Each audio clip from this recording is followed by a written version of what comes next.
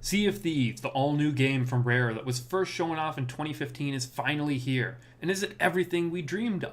Does it let you be pirate legend, just like Jack Sparrow from Pirates of the Caribbean or Blackbeard from the old tales? So let's start off. What exactly is Sea of Thieves? Well, it's a game in which you, either by yourself or with another friend in a sloop, which is up to 2 people, or a galleon up to 4 people, get together and go sailing around doing different missions and quests, or go sieging different forts, or plundering other people's cargo. Now, unfortunately, the game starts off with a huge disappointment right off the bat because you can't actually customize your own pirate. You just get a bunch of pre-created ones that Rare throws out in front of you, and then you have to choose one. And if you don't like them, you can go on and get another random bunch of pirates to pick from, which is really irritating because there are some kind of cool looking pirates that you can't actually really easily sort or filter or find a way to get to them. You just get thrown the pre-made ones. And if you don't like them, you could spend the upwards of like a half hour trying to find one you like. Now, once you picked your pirate, you start out at an outpost, which is basically just a hub in this game, kind of like you would have in an MMO or something like that. So there's a bunch of quest givers there you can pick random quests from and then go sailing outward, and then you have to come back and return the things to that location.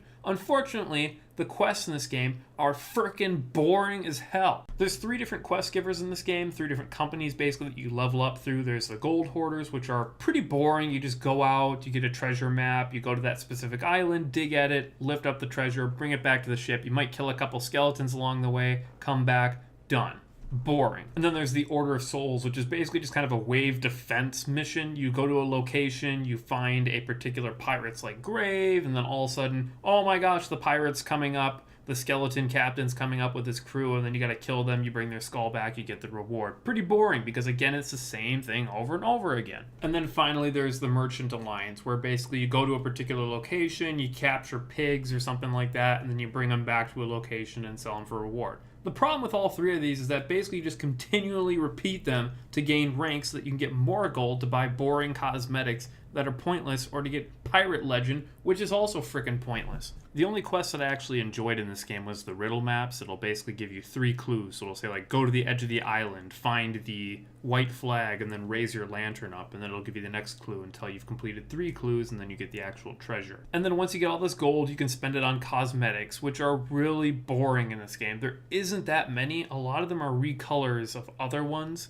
and so you can get things like a golden shovel or a slightly different flintlock pistol or trim on your ship, but there just isn't that many options. And that's kind of the overall problem with this game. There's not enough to do. There's not enough options, enough variety, and it takes so long to grind out for these cosmetics that the game just doesn't feel like it has any kind of meaningful progression. Now, aside from all that progression, the one area this game does a fairly good job at is the actual sailing mechanics and the actual multi-crew aspects of the game. So everyone has a role basically in this game. Whether your ship succeeds or fails depends on whether or not they do those roles. So basically someone can be going down and repairing the ship while you're being bombed away by cannon shells, putting up planks to block in holes in your ship, or scooping buckets of water, or filling the cannon shells into the cannons and firing them, or launching themselves at the enemy ship to go take them down from their side, or turning the sails, or raising and lowering, or turning the ship itself. And that is where this game can be an absolute blast for a short amount of time,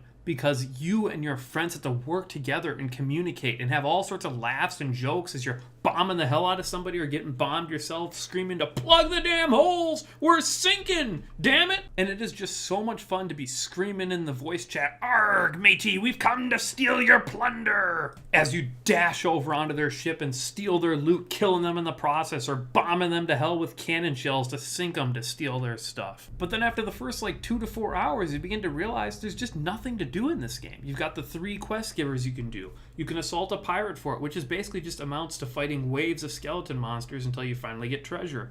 Or you can go steal somebody else's loot, which all of it gets boring because there's no meaningful progression. There's nothing new you're getting or doing. As a result, it just feels like you're running the treadmill. And that's really odd given that this game was announced in 2015 and it literally looks the exact same as the trailer that they showed in 2015. So I don't know what the heck happened to this game. There's nothing that feels like it was added. The world's not very big. There's not enough to do. And as a result, it's boring. Now, the last 2 things I'll touch on is the graphics and the sound. The sounds are pretty good for the most part. The creaking of the ship and all that sounds great. The graphics are pretty good. I actually like them for the most part. They're very simplistic, but they got kind of an interesting cartoony style that I think fits the game's theme very well. Now, overall, Sea of Thieves is a 3 out of 10, which is a real shame because I love parts of this game, and I really hope that Rare at least develops this game or gives given development time, because I do think that the sailing mechanics, the open PvP nature, the kind of screwing around fun sandbox part of it is really cool. But there's just nothing to do in this game.